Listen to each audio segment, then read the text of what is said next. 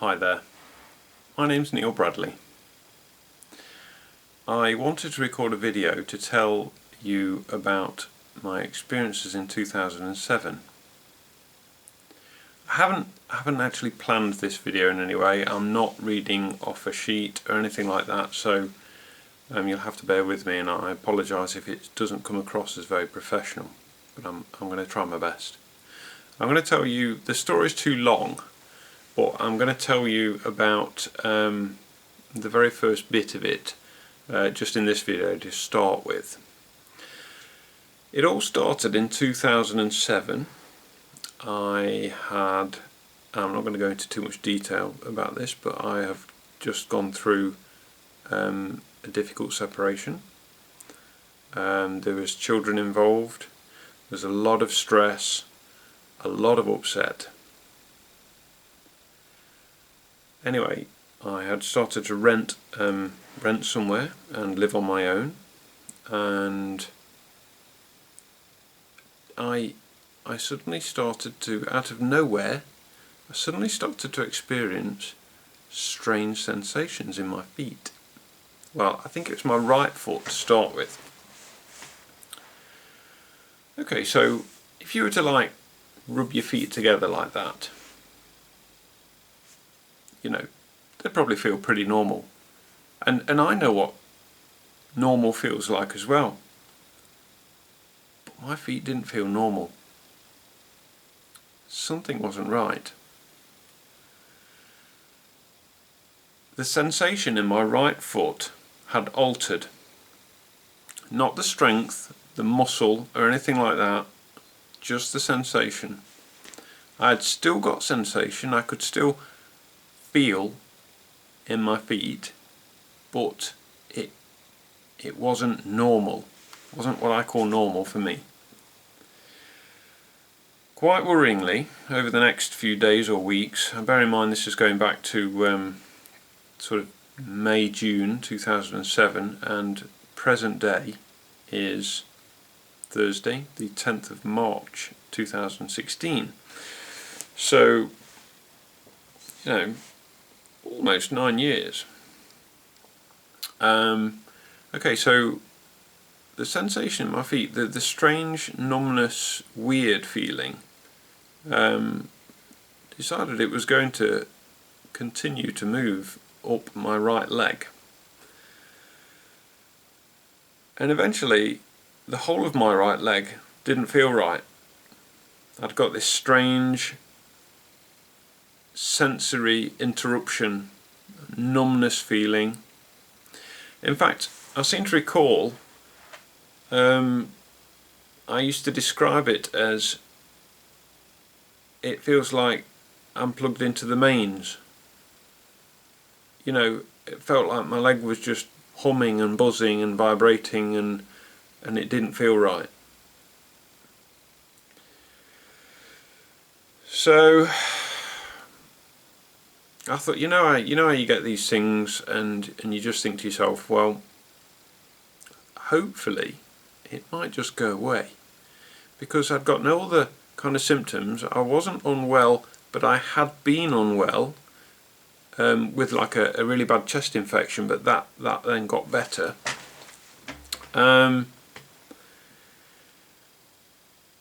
Okay, so it started in my left foot then, the other side. Anyway, this really then started to scare me, and I thought, what's going on? And yes, you're right, eventually it started to creep up my left leg, and then eventually my whole left leg felt this weird numb sensation as well. So both of my legs and feet were not happy at all. I could walk fine, but they just didn't feel right, and my feet burned. And I'm talking, it felt like my feet were really, like I got sunburn, and I couldn't bear to wear thick socks. They didn't burn all the time, just like when they decide to. totally random. I started wearing like summer plimsolls in winter, still do. I bought shoes that with like air holes in them, you know, to try and keep my feet cool, because it was a real problem. In the hot summer my feet were so painful, just like they're in a bowl of hot water, and there was nothing I could do to calm them down. Nothing would work. Anyway, more symptoms. Hands. It was either, I'm struggling to remember exactly the timeline, but it was May, June of 2007, and the months sort of leading from that. Hands. Burning. Palms of my hands. Oh, I didn't mention redness. My feet would be lobster red. Redness. Palms of my hands. Red. Burning. The worst thing in my hands, my fingertips. Numbness in my fingertips. And it felt like, I used to describe it to people as like, it felt like my fingertips had been pumped up, and they were like throbbing with numbness and pain and burning. And at the time, I used to write computer software for a living, and of course that involved a lot of typing. It was making life very difficult.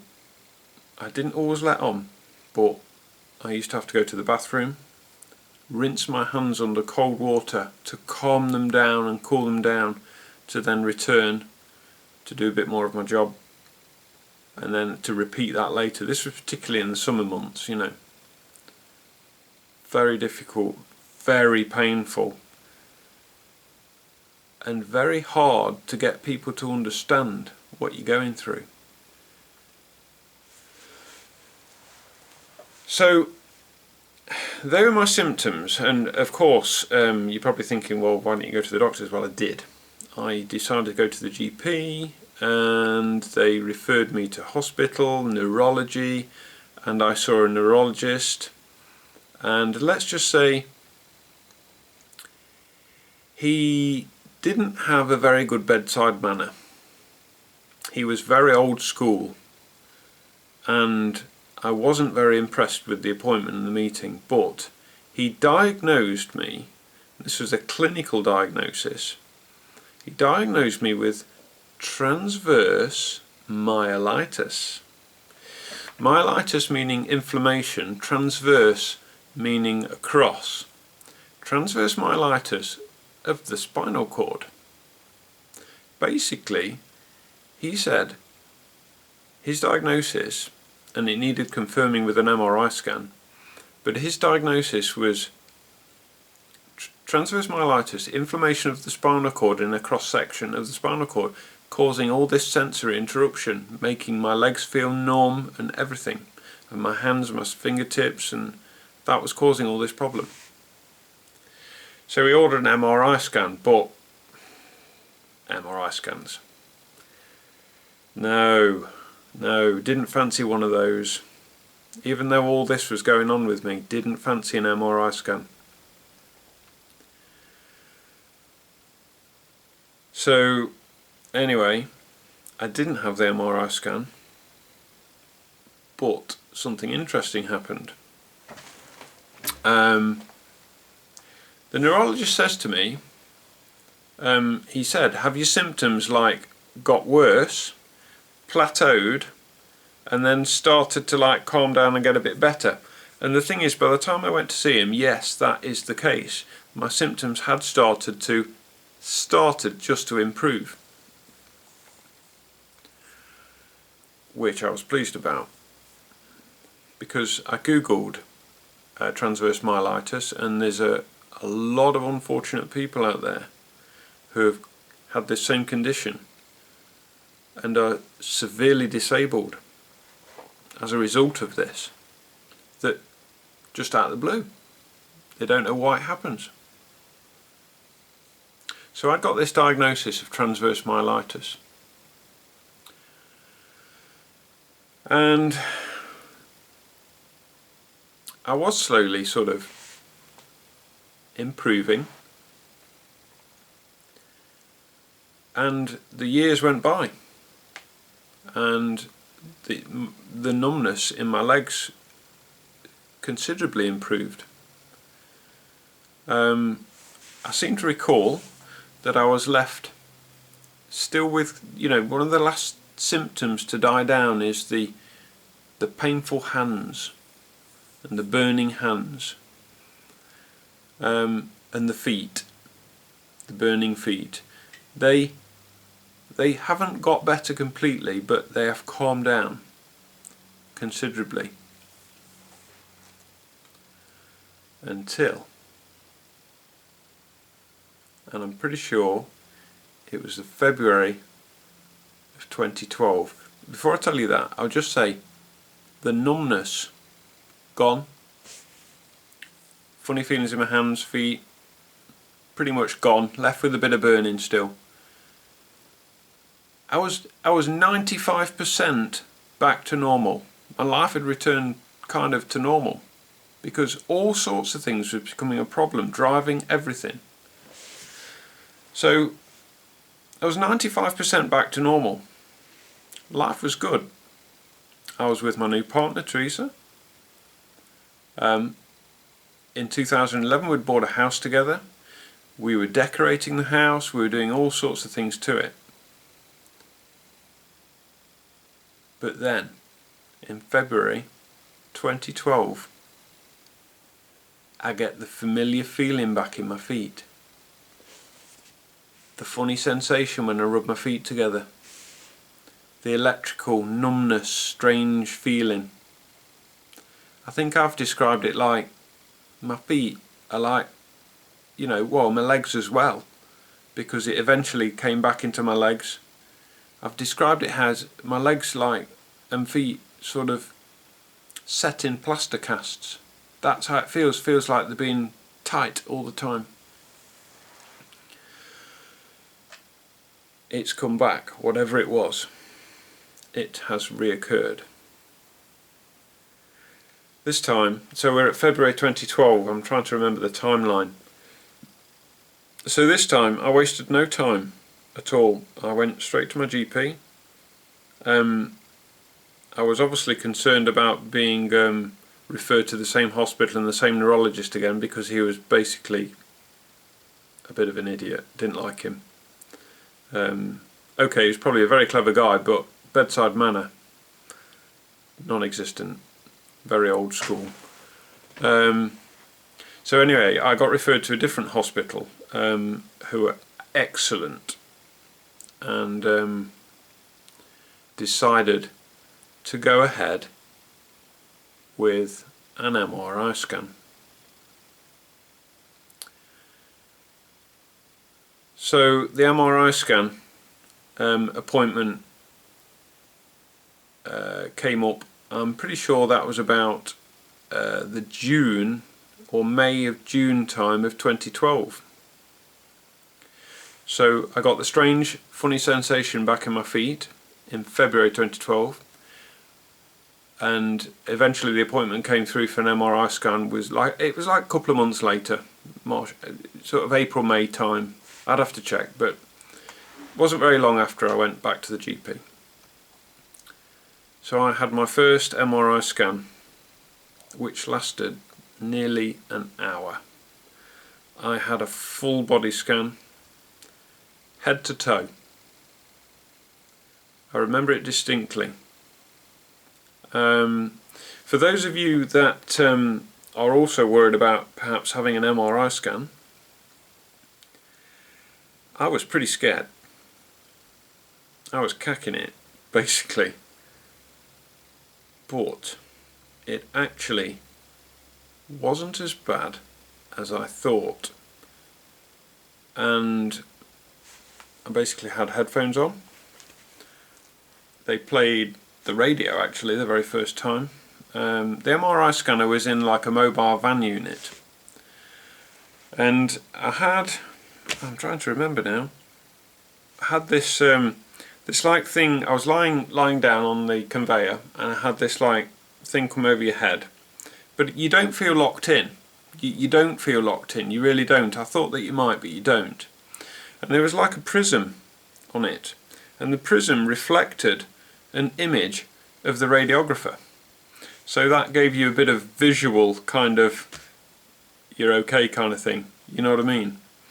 Plus you had the headphones, I was listening to the radio, so I actually felt okay. And the reason you have to wear the headphones is because the scanners are pretty loud. There's lots of like loud screeching noises and clanging noises, but you don't want to go in there without ear protection, put it like that. You got some earplugs as well, and they wouldn't put you in there without ear protection. It was pretty loud. So, and also in the headphones, they talked to me all the time, and they told me what they were doing, and you've got to keep still and all this sort of stuff. So I think I did pretty good, to be honest. I think I was in there 50 minutes, but like I say, it was a full body scan. In my next video, I'm going to talk about the results, which ultimately led me to a diagnosis of multiple sclerosis in May 2013, relapsing remitting. And I'll also talk about, in subsequent videos, I'll also talk about this what I didn't know was a relapse, but I now know was a major relapse, which has left me also with considerable disability. But anyway, the reason I'm making this video is I just thought it'd be quite nice to reach out there, because I'm sure there's got to be other people which has experienced similar symptoms to myself, you know, and it'd be very interesting to hear their stories, hear your stories, and also for anybody that's perhaps going through that now, you know, with a possible kind of MS diagnosis, because it took a year to diagnose me, because it was also that my MS diagnosis was also shrouded with other complications that were happening in my back. So I'm going to go into that in my next video, and I'll talk about the results of the MRI scan. Okay, well, anybody that's found this video interesting, hit the thumbs up, that's what they say, isn't it?